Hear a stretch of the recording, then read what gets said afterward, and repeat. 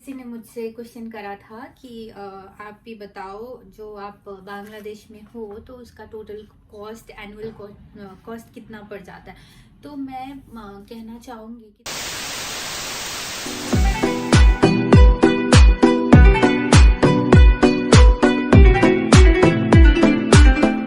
अस्सलाम वालेकुम। I hope आप लोग सब अच्छे होंगे और अपने अपने घरों में होंगे, मास्क पहन के बाहर जाते होंगे, बिल्कुल अपने पेरेंट्स को परेशान नहीं करते होंगे, क्योंकि अभी again I am here back to my YouTube channel and आप सभी का बहुत बहुत वेलकम है।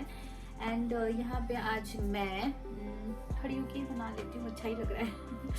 तो आज मैं बहुत दिनों के बाद एक्चुअली फ्री हो गया एंड फिर मुझे लगा कि आप लोगों से बात करूँ, क्योंकि मैंने बहुत सारा क्वेश्चंस मैंने देखा, बहुत सारे क्वेश्चंस मैंने लोगों ने मुझसे करे हैं। तो मुझे लगा कि ठीक है, अब उस पर ऑफकोर्स रिस्पॉन्ड करना चाहिए, बिकॉज नहीं बनाऊंगी तो कैसे होगा।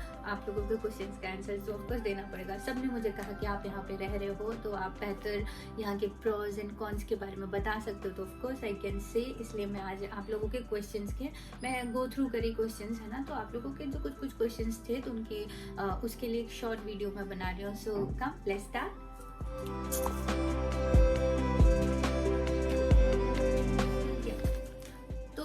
मैंने क्वेश्चंस लिखे हैं। ऑफ कोर्स मुझे याद नहीं रहता, क्योंकि इतने सारे क्वेश्चंस थे तो मुझे याद नहीं रहेगा। तो ऑफ कोर्स फर्स्टली मुझे पूछा कि किसी ने मुझसे क्वेश्चन करा था कि आप भी बताओ, जो आप बांग्लादेश में हो तो उसका टोटल कॉस्ट, एनुअल कॉस्ट कितना पड़ जाता है। तो मैं कहना चाहूँगी कि देखो, अगर आप ढाका में, बांग्लादेश में जो ढाका यहाँ की कैपिटल है, अगर आप ढाका में कोई कॉलेज लेते हो तो 40 लाख मिनिमम पड़ेगा, और थोड़ा सा दूर जाओगे तो शायद 40 के नीचे मिल जाए। I am not sure about it, क्योंकि यहाँ पे बहुत सारे कॉलेजेस हैं।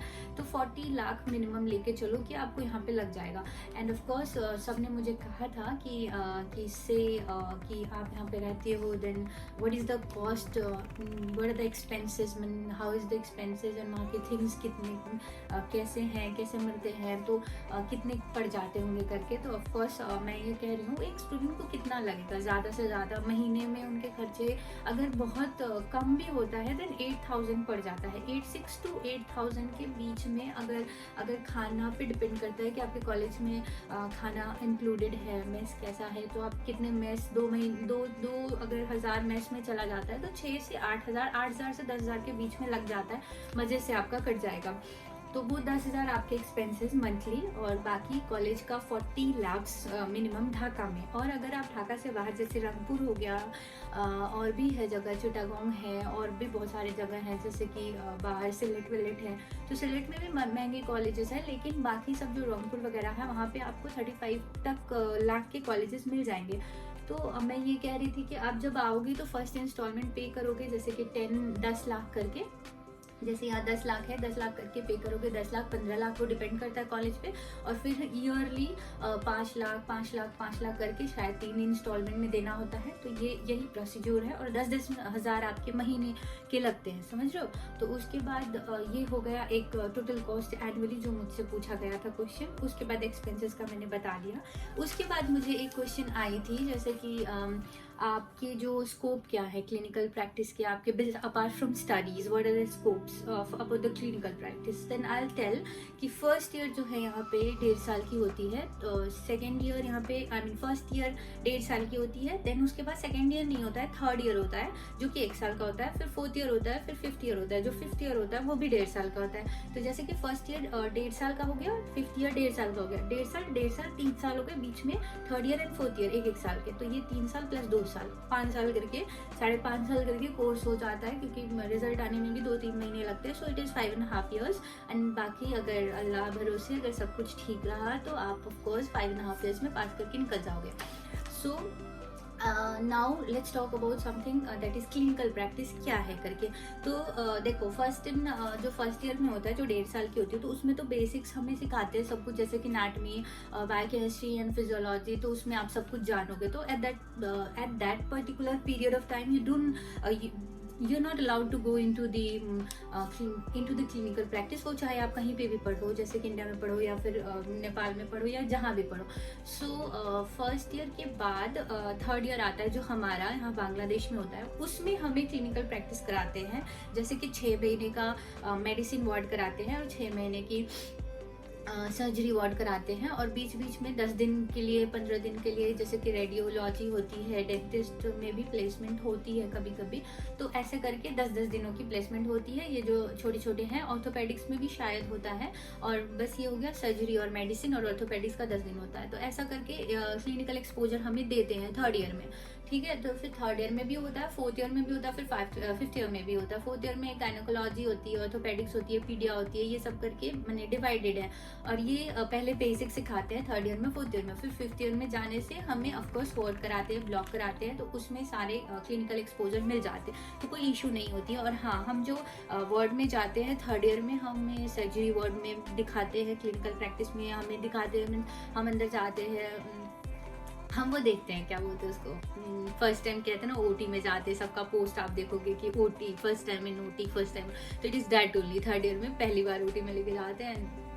एट दैट टाइम कोई बच्चे फेंट हुए मिलते हैं, कोई बच्चे ऐसे हो जाते हैं बिल्कुल, तो ऐसे टाइप का होता है कि थर्ड ईयर में एक्सपोजर, पहला एक्सपोजर होता है to the clinical side, and you are very means you will feel very lucky, because of course you will feel like doctor for the first time when you step into the word। तो ये exposure है apart from the studies, जो question आया था। Now the question is to me क्या था, licensing practice के लिए। तो लाइसेंसिंग के लिए मैं क्या बोलूँ आपको, जैसे कि देखो लाइसेंसिंग के लिए क्या हो जाता है, आप यहाँ पे प्रैक्टिस कर रहे हो तो BMDC से आपको रजिस्ट्रेशन मिलती है, तो so you can practice here, and बाकी आप अपने देश में जाओ, लाइसेंस का एग्जाम दो जो कि होता है NMC नेपाल, एंड जो MCI है इंडिया का, वो प्रैक्टिस करो और खुद की प्रैक्टिस करो।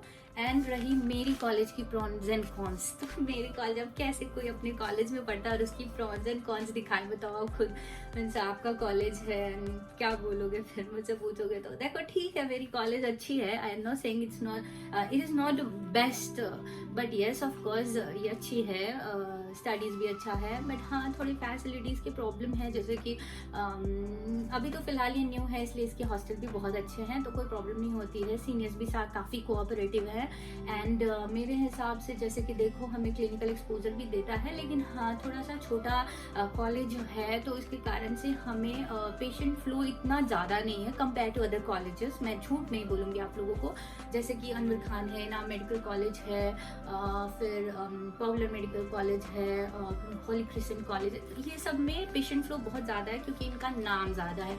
और ये कॉलेज भी अब अपग्रेड हो रहा है, यहाँ पे भी है सब कुछ, नए नए फैसिलिटीज़ लेके आ रहे हैं। अब एक बात और बताती हूँ, यहाँ पे एक अच्छी चीज़ का एडवांटेज, नई कॉलेज है ना, तो यहाँ पे आपको वो जो प्रथम सुना होगा ना, बांग्लादेश में पहले से ही बहुत कुछ होते आया है, तो ये नई कॉलेज है, यहाँ के टीचर्स भी नहीं है, इसलिए यहाँ पे कोई प्रॉब्लम नहीं होती, यहाँ पे बहुत कोऑपरेटिव है बाकी कॉलेजेस से ज़्यादा, यहाँ पे स्टूडेंट को लटकाते नहीं है, सबसे पहली बात तो यहाँ पे स्टूडेंट को नहीं लटकाते, पास करा देते जल्दी, और स्टूडेंट्स पे बहुत ध्यान देते हैं क्योंकि अभी नई कॉलेज है, इन्हें स्टूडेंट्स निकालना है जल्दी जल्दी, इन्हें अच्छे अच्छे और स्टूडेंट्स को बुलाना है, राइट। तो अभी के लिए तो ये बहुत अच्छा है, बाकी मुझे नहीं पता, लेकिन फिलहाल अभी बहुत अच्छा है।